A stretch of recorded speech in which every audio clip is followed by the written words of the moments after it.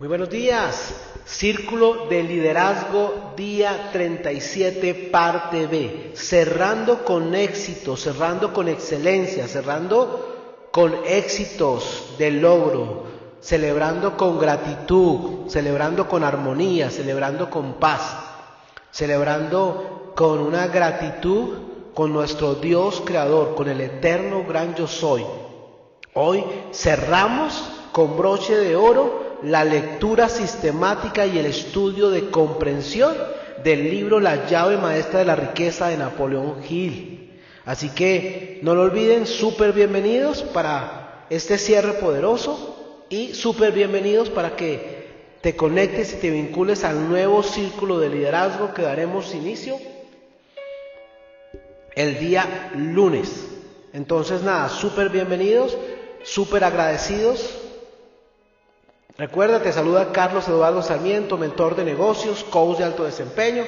Y pues como en la primera parte logramos hacer toda la lectura y cerramos con broche de oro la lectura del texto específico de nuestro libro La llave maestra de la riqueza de Napoleón Hill, ahora vamos a tomar este audio de ahora para poder trabajar con conectividad, para poder trabajar de forma con precisión la interpretación, la comprensión, el extraer las mejores ideas de este texto.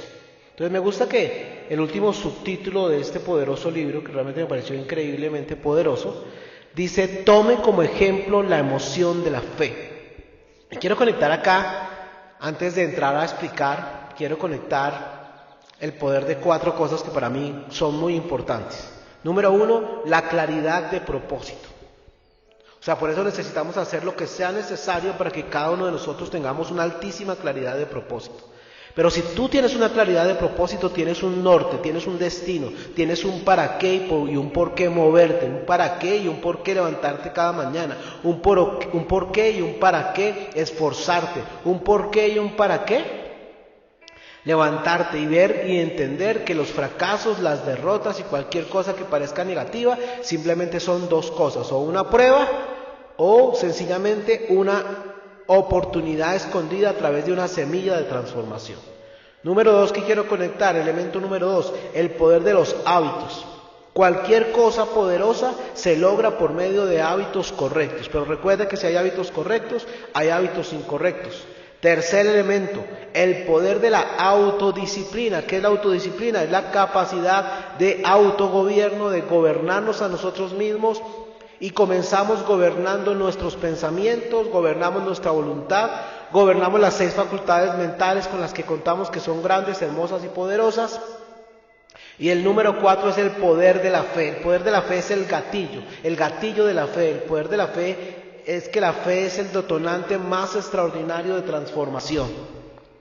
Recuerde que la fe, según la Biblia, en Hebreos 11:1, es pues la fe, la certeza de lo que se espera y la convicción de aquello que no se ve.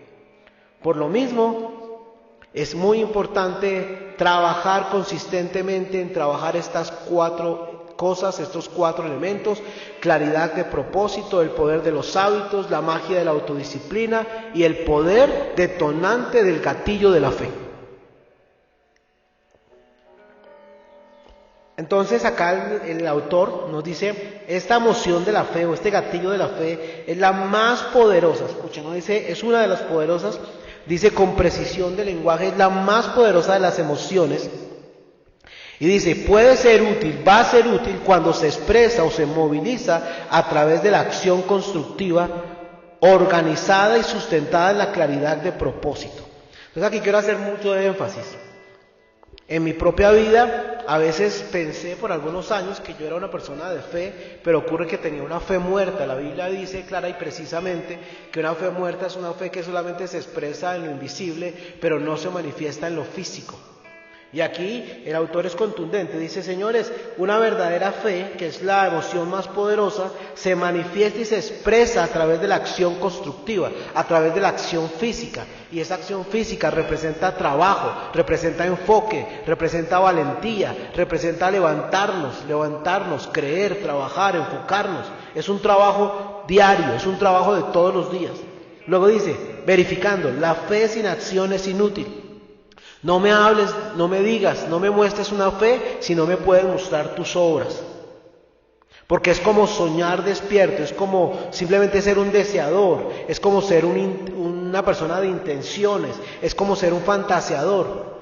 Pero hay una gran brecha existente, hay una gran diferencia entre estar despierto, entre desear y fantasear y lograr y manifestar. Hay una gran diferencia, hay una gran brecha. Y luego nos habla de otro de los 4 elementos que nombré para comenzar esta reflexión de hoy de cierre, y es la autodisciplina. Y aquí nos dice algo espectacular. La autodisciplina es el medio por el cual uno puede estimular la emoción de la fe a través de la claridad de propósito aplicada persistentemente. Entonces, estás trabajando tu fe. ¿Cómo trabajas tu fe? Pues a través de la oración, orarle al Creador, a través de la meditación, tiempos de reflexión diaria, oración diaria, meditación diaria. Pero esa fe solamente, para saber si es una fe cierta, si es una fe activa, tendrá que verse manifestada en acción constructiva, en acción física, en trabajo, en comportamientos, en hábitos de poder, en patrones de excelencia. Si no está ahí, no existe, no hay nada. ¿Y cómo puedo estimular la emoción de la fe para mantenerme en una acción constructiva? Por medio de la autodisciplina. ¿Qué es la autodisciplina? La autodisciplina es autogobierno. La autodisciplina es ser capaz de gobernarme a mí mismo rendido a los principios de Dios. Autodisciplina significa gobernar mi pensamiento, gobernar mis hábitos. Autodisciplina significa incomodarme. Autodisciplina significa hacerlo cuando, todos los días, quiera o no quiera, sienta o no sienta, me parezca o no me parezca. Eso es autodisciplina. Entonces, ¿quieres fortalecer y estimular el poder de la fe? Ok, entonces trabaja en tu autodisciplina todos los días y además sustenta todo eso en una claridad de propósito aplicada persistentemente. Por eso una de las invitaciones es que cada uno de nosotros tengamos un propósito definido, puntual, preciso y contundente, para que de esa forma podamos sostenernos de forma increíble, podamos crecer, podamos llevarnos a nuevos niveles. Luego dice, la disciplina comienza, o sea, todas las cosas, cuando dice que comienza es porque las cosas pueden comenzar y las cosas pueden terminar. Es porque todas las cosas tienen un comienzo, y aquí dice la disciplina comienza estableciendo hábitos que estimulen el uso del poder de la voluntad. Entonces, disciplina se conecta con el poder de la voluntad. Y solamente hay 2 posiciones. La voluntad del ego es hacer lo que se me da la gana, creyendo que es libertad,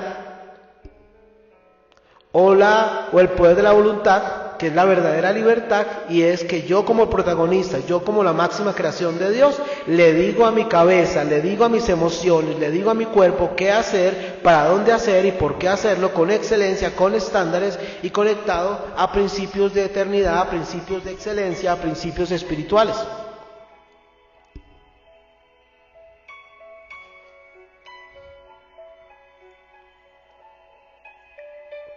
Aquí vuelve, nos habla de otro elemento que hemos hablado a través de toda la lectura del libro, y tiene que ver con el deseo intenso. Un deseo intenso es un deseo vehemente, un deseo intenso y un deseo vehemente está conectado con esa meta apoteósica que cada uno de ustedes está persiguiendo, pero también está conectado con su claridad de propósito, con su propósito de vida. Entonces, aquí está diciendo, si verdaderamente tienes una meta poderosa, una meta de propósito, si realmente tienes una claridad de propósito, entonces tienes dentro de ti un deseo intenso. Y si tienes un deseo intenso, el texto dice, también tienes la fe. También tienes la fe. Y si también tienes la fe, vas a ser llevado a nuevos niveles. Y cuando conectas esto, fe con deseo intenso, fe con deseo vehemente, sostenido en propósito, entonces vas a poder controlar y dirigir al ser humano más importante sobre toda la faz de la tierra, que eres tú mismo. ¿A través de qué? A través de hábitos organizados. Y mire cómo va tomando sentido las 4 palabras con las que comenzamos la reflexión de hoy. Y aquí nos dice, señores, esta sumatoria es autodisciplina del más alto nivel. Y luego, volviendo a las historias, que tal vez hace rato dentro del texto no nos daba otras historias, porque estábamos aprendiendo y profundizando en cosas muy importantes. Acá, para cerrar este poderoso libro, nos habla de 3 personajes. Nos habla de Benjamin Disraeli, el primer ministro de Inglaterra más sobresaliente.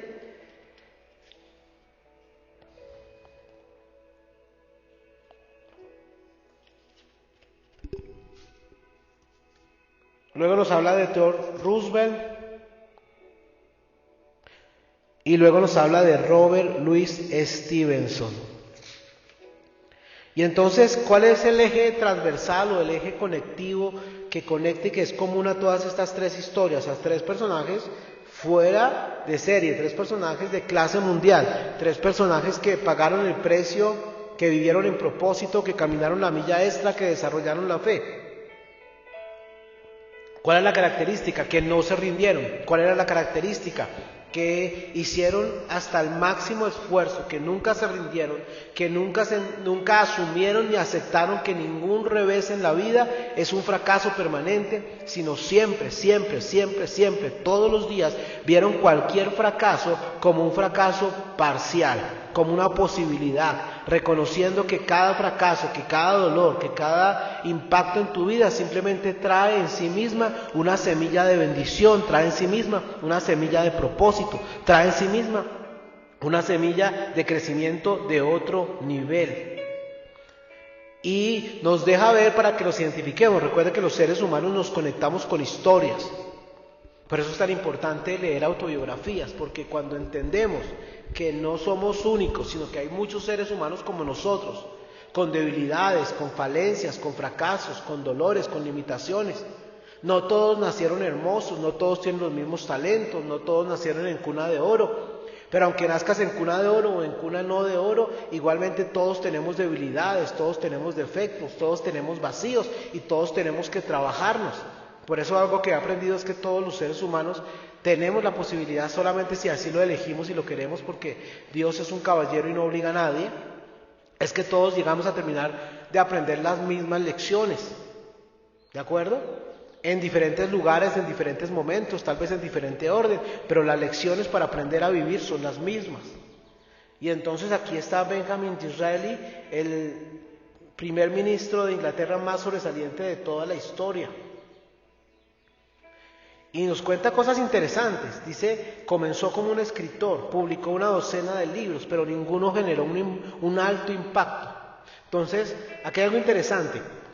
Dios es un Dios de perfección, Dios es un Dios de apertura, Dios es un Dios de posibilidades y te va a dar posibilidades de que camines, de que te autodescubras, de que camines hacia adelante, de que de pronto elijas un sueño, de que de pronto elijas una profesión, de que de pronto elijas una actividad y tal vez dedicas varios años, tal vez muchos años de tu vida y te esfuerzas y caminas. Tal vez le pasó así a Benjamin Disraeli y entonces dijo, yo voy a ser escritor, y comenzó a escribir y se esforzó y sacó una docena de libros, pero no pasó lo que él quería, no pasó lo que estaba esperando.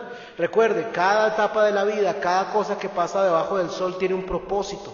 Por eso es tan importante estar conectado con la divinidad, por eso es tan importante hacernos parte de la historia más poderosa, que es la historia de Dios.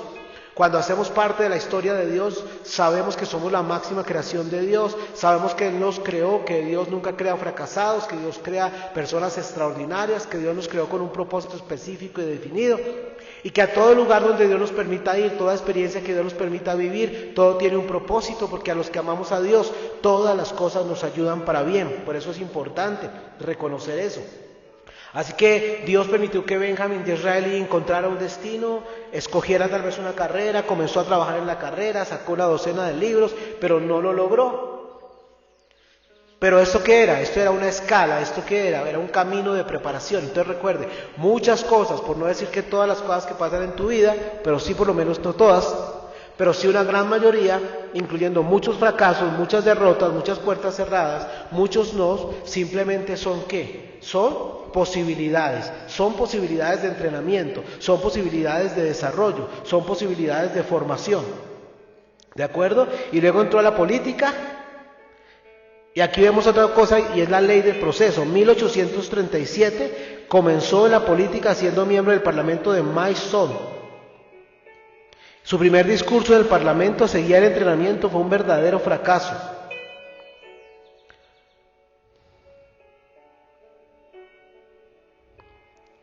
Entonces, 1837 comenzó el viaje, ley de proceso, recuerde eso, 1868.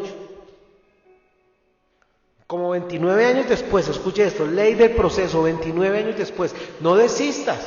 La mayoría de nosotros a veces hemos luchado por un algo, tal vez 1 año, 2 años, o sea, creemos, tal vez dicen, no, yo llevo toda la vida en esto, pero si somos honestos, si somos transparentes, o sea, así comprometidos como estamos con el círculo de liderazgo, así comprometidos como estamos con nuestros programas, sea el SAN, Sistema de Aceleración de Negocios, Coaching para Resultados, Coaching para el Máximo Desempeño, cualquier programa que sea que usted esté tomando con nosotros y así comprometidos como estamos ahora, seamos honestos, no pasó, de pronto por instantes, de pronto por momentos, y a pesar, inclusive en 1 año tal vez eran instantes. Entonces todo eso hace que tal vez se extienda el tiempo de espera de la ley del proceso. Y aquí está claro, 29 años tuvo que esperar Benjamín de Israel y para transformarse, para renovarse, para estar listo. Entonces, por favor, no desistamos, no nos rindamos, no miramos para atrás, no echamos marcha atrás. No somos fracasados, somos personas en construcción, somos personas en diseño, somos personas en desarrollo, somos personas en transformación, somos la máxima creación de Dios, somos seres humanos extraordinarios. Y todos ellos experimentaron pruebas. Y luego nos habla de Theodore Roosevelt. Y Theodore Roosevelt tenía problemas de asma crónica y una vista débil en su enfermedad, como una enfermedad.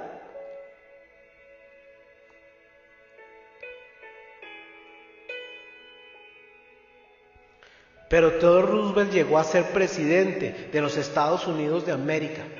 Entonces ni siquiera, o sea, esto me gusta porque nos está diciendo, mire, tal vez no naciste en un lugar pobre, tal vez naciste en un lugar pobre y no importa, porque ahí puedes, ¿dónde debes comenzar? ¿Dónde estás? ¿Y qué vas a lograr? Lo que tú te propongas, lo que tú quieras, lo que tenga que ver con tu propósito y destino. No, nací en cuna de oro, fantástico, pues tú no tienes la culpa, Dios decidió que nacieras ahí, pero escucha esto, nacer en cuna de oro no garantiza nada. También puedes caer, también puedes desistir, también se puede vivir una vida completamente desdichada e infeliz, con aparentemente mucho dinero. Y también nos dice, y tal vez desde chiquitico naciste con una enfermedad, con algo que todos vieron como una limitación, inclusive algunos dijeron que de pronto era como una maldición, pero realmente todo puede convertirse en bendición, todo puede convertirse en propósito y siempre se pueden lograr cosas grandes, como la de Roosevelt, de ser una persona con un asma crónico y una vista débil, a llegar a ser el presidente de los Estados Unidos de Norteamérica. ¿Y por qué lograron esto? Porque desarrollaron el poder personal. ¿Y cómo desarrollaron el poder personal? Por medio de todo este tipo de cosas que hemos estado aprendiendo, por estos 4 elementos: claridad de propósito, fe, autodisciplina y hábitos. Y luego nos habla de Robert Louis Stevenson. Y la historia de Robert Louis Stevenson me encanta porque de una u otra forma todas estas historias nos muestran diferentes aristas del poder de la historia, nos muestran diferentes aristas de las posibilidades maravillosas que tenemos de reinventarnos, de llevarnos al próximo nivel de forma extraordinaria y apoteósica. El motivo de cambio, el motivo de inspiración, el motivo de transformación primario de Robert Louis Stevenson fue el amor. Pero igual todos tuvieron que pagar el precio, todos tuvieron que convertirse en protagonistas, todos tuvieron que tener hábitos, disciplina, fe. Y luego también Charles Dickens tuvo un sufrimiento de amor, una desdicha de amor, y él transmutó, por darle un nombre, transformó esa desdicha en una gran intensidad y lo manifestó con talento en sus escritos. Y entonces aquí nos dice, hay una regla imbatible para dominar las tristezas, las desilusiones y los fracasos de la vida. Y se trata de un trabajo planeado y definido. Se trata del poder de la autodisciplina, se trata del poder de la esperanza. La llave maestra de la riqueza consiste enteramente en el poder más grande conocido por el hombre, el poder del pensamiento. La única cosa sobre la cual usted tiene control completo es su propia actitud mental. Controle su mente, controle sus pensamientos, cíñase a los principios de Dios y va a ser una persona extraordinaria fuera de serie. Realmente fue más que increíble acompañarlos en este poderoso viaje. Les bendigo, andamos siempre de mejor para arriba y nos vemos el día lunes en el nuevo inicio del círculo de liderazgo. Fantásticos días.